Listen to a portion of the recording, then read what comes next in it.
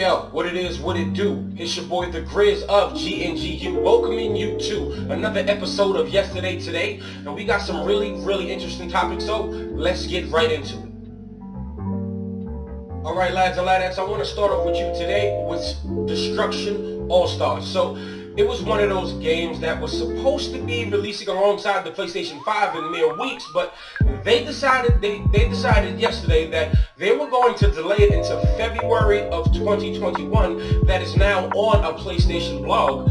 But also it comes with good news that it is now for the first 2 months. So when it comes out in February, so February, March, it will be free for PlayStation Plus subscribers. So you'll definitely get a chance to get into this new arcadey style exclusive IP from Sony. And maybe it was kind of good to get it out of the window because you got the Sackboy Adventures, you got Demon Souls, Spider-Man, and I really think that this game might have lost its way alongside launching all of those games. So it might have been good to push it all the way into February. Now, Sony definitely likes to take care of their IP, and they don't want to smother it too much. And we thought Ghost of Tsushima and The Last of Us would get smothered because they released a month apart. No, they actually both did pretty well. So Sony knows what they're doing, and I think that it's best. This game actually looks pretty fun, and if they want to work some more and patch it up, I'm definitely for it.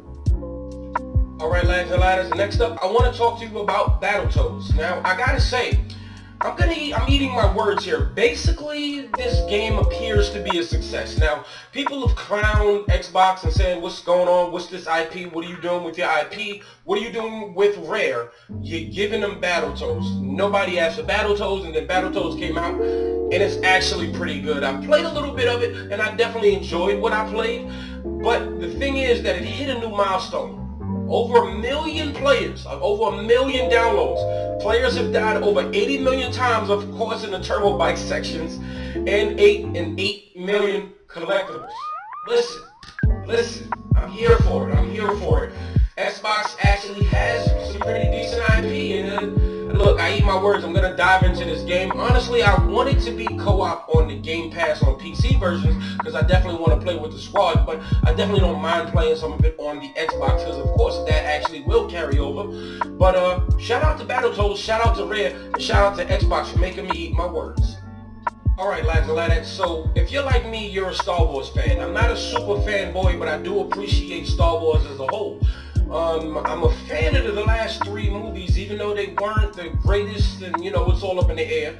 Rogue One was fire, I care what no one would say, but I'm also a fan of The Mandalorian. Now, this Friday, Mandalorian Season 2 comes out on Disney+, but just in time yesterday, they announced this controller for the Xbox, and now, Xbox is like second to none when it comes out with customizable controllers and even consoles. And then they just kind of let them know, like, yo, we ain't letting up. This controller is what we doing here. Now, here's the catch. It comes out December 31st of this year, basically next year. It's also not a Series X controller, but it's compatible with the Series X. Those lights down the middle would definitely be pretty fire, honestly. And it's also just $20 cheaper than the Xbox One Pro controller. And it doesn't come with any of the perks of the Pro controller. While this controller looks straight up fire, $160?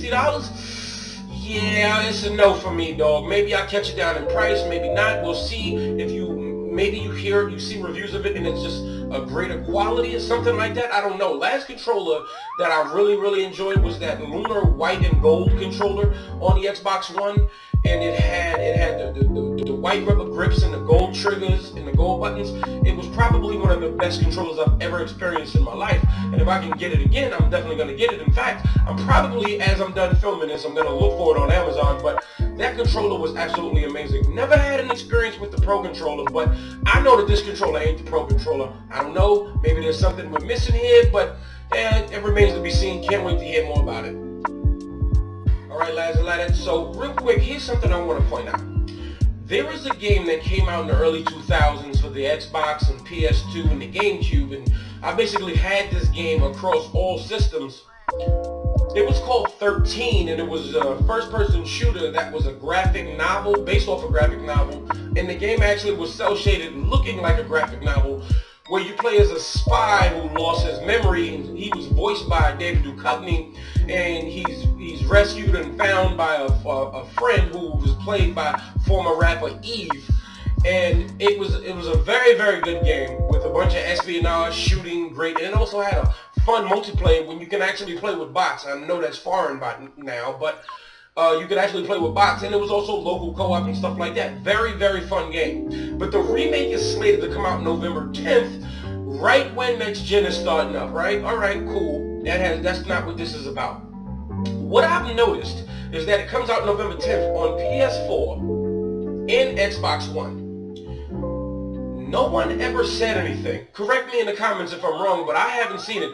No one said anything about the Nintendo Switch version coming out on March 31st of next year. I didn't hear anything about it getting pushed. And now what I'm wondering is about this specific date.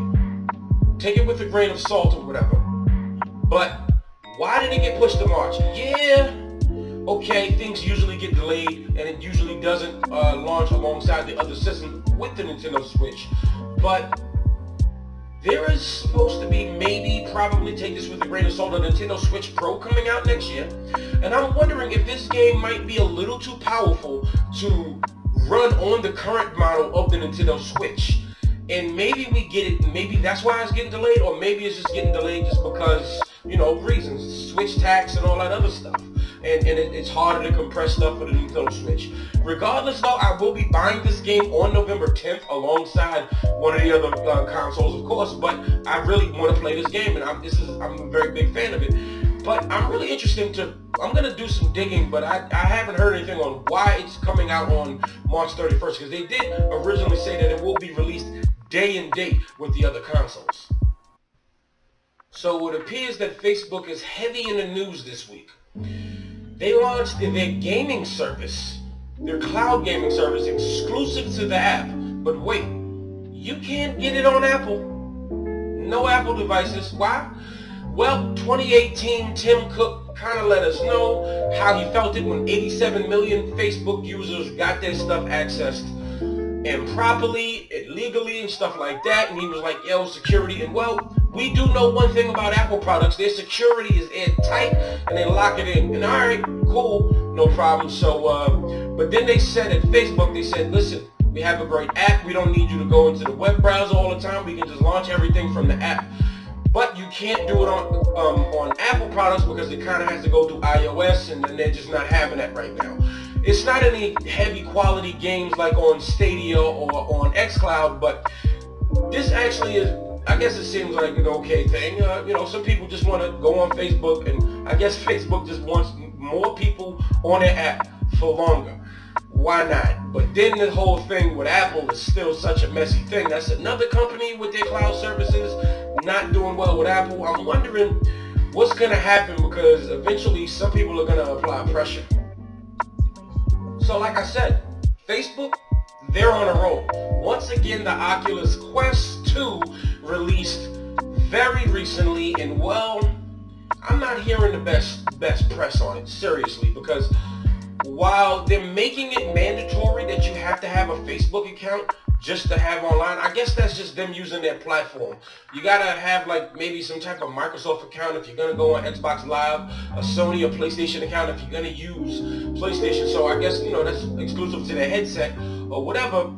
But here's the thing. What if you decide that you don't want to have a Facebook anymore and you want to just wipe it? Yeah, your purchases are going with it too. I don't understand. You know, it's just, I mean, is that what happens across all other platforms? I'm not sure. Would that happen on my Xbox or my PlayStation or whatever?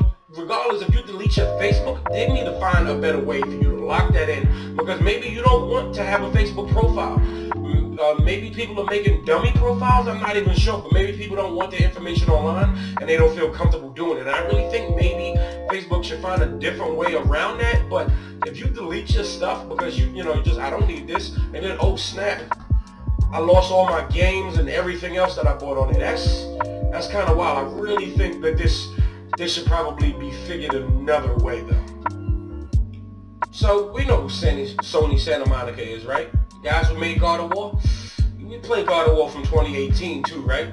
Phenomenal game, right? Well, how would you like it to get an upgrade on the PS5 so you can continue your New Game Plus?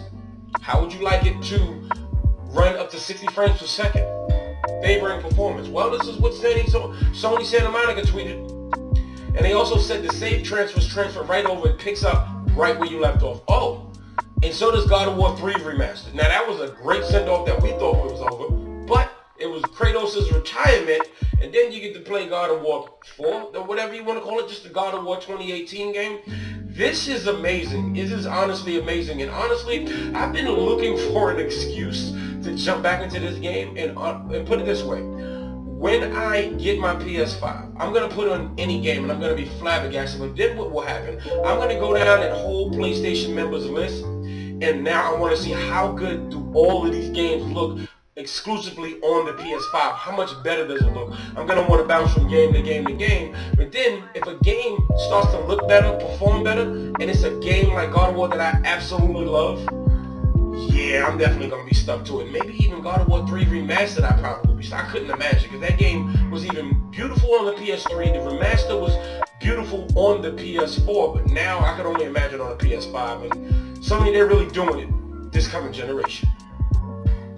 So recently, 343 Industries introduced coatings for the Halo Infinite multiplayer, and the community manager for 343, he wanted to address some of the confusion over on Twitter, because they're just like, oh, microtransactions, and it's always honestly a smart concern, because it sucks honestly. But so he went to it, and this is what he said: coatings and therefore colors can only be purchased. He said, no, that is not the case. There will be all kinds of customization items that can be earned in-game and earned as special rewards. Now, it doesn't really sound reassuring, but he really goes on and says, why not a hybrid system where I can change my colors and the rest of the coating remains the same? He said, we love this idea, but colors and materials are designed and built into each specific coating. I'm hoping to elaborate on the tech behind coatings in a future community update. He answers another question: will there be a good variety of coatings? Yes, although moving away from the old color system was a tough call, it has allowed us to go into greater detail and variation with armor color, materials, patterns, etc. You are going to look great in Halo Infinite. Now, for me, that actually sounds like a little bit of fluff. Like, he really tried to, like, oh, how are we gonna make stuff look dope, but find a way to make the doper stuff. Let's monetize that. That's honestly what I really do believe, and hey, that's fine, because I played Halo 5 multiplayer, and some of the microtransactions in there are real. I really wasn't a fan of it at first, but it is what it is. But I can only imagine, like, just how dope the armor would be in Halo Infinite, because they seem to be adding a little bit. Like, here's a picture right here. Look at this. This is fly right here. All right, I call that the breads, because if you're a Jordan fan, you would already know that. We'll go with the Jordan 11 breads very well. But anyway, I can't wait to play it. I'm very, very excited about it, and hopefully it's not too egregious, and hopefully I don't really have to grind too much just to look fly, because I want this bread color, bread pattern popping right here. So the level designer for CD Projekt Red, Cyberpunk 2077, Miles Tost, he basically addressed the fact of, how they're taking away certain features. And so over the last year or so, CD Projekt Red has been getting a little bit of heat over the development of Cyberpunk 2077, because they said they were taking away certain features. And well, the level designer, Miles Tost, he explained in a brief interview about how, and why stuff happened. And well, and this is the first thing he said: cutting features in scope is a very normal part of development. You can witness it so openly with our game because we happily gave into community wishes and showed you that 2018 demo. Think about it. The game, 2 years from release. So they probably knew the game wasn't really going to be out yet, but they gave us something, and then we got so hooked on it and so spoiled that we just like, yo, nah, this has to be it. But I think we should probably scale it back and let them kind of develop the game that they want, and then when it's finished, maybe decide. I understand that sometimes people don't like what they like, but when they put it out there in 2018 and they heard the community, it was a whole sexual orientation thing, and it seemed to me that they definitely changed for the better because they wanted to get along with the way how the game industry in the world is forming.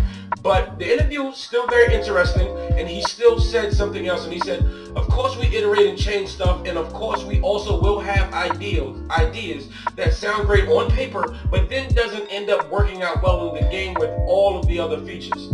I understand this is a disappointing for everyone when it happens, and also difficult to understand without all the context of development environment, but in this case, I just kindly ask you for your trust. This is like your fam. Let me make the game. I understand how y'all feeling, but please, let me do what I'm doing. Let us work on this masterpiece. If we haven't heard, it was for years that we hadn't heard for this game, like 5-6 years that we didn't hear about it, and now it's finally coming out in like 3 weeks. I think we'll be okay, and I know they took away wall running and the spider bot that we saw. That's fine, but we still don't even know what the rest of the game is going to look like. We might even forget about some of those things. I'm just happy that swords are locked in the game. Guns and swords and stuff like that, alright, sign me in. And maybe an arm cannon, because I played so much Deus Ex, and I absolutely love it. And this game is actually kind of reminiscent of it a little bit for me, but I really think we should scale it back. And, if we feel like something is off and we're not feeling it, cool, but who knows?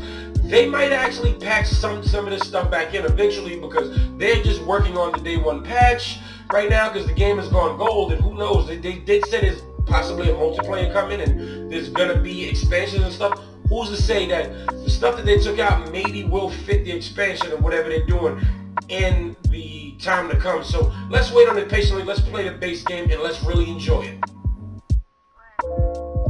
Alright, lads and ladders, that is a wrap for this one. Go ahead and hit the like button if you haven't already. If not, hit the dislike. Oh, and if you're new here, go ahead and hit the subscribe button and go ahead and hit that notification bell, so this way I'll definitely see you later. Thank y'all so much for watching, and please don't forget to share. This video is finito.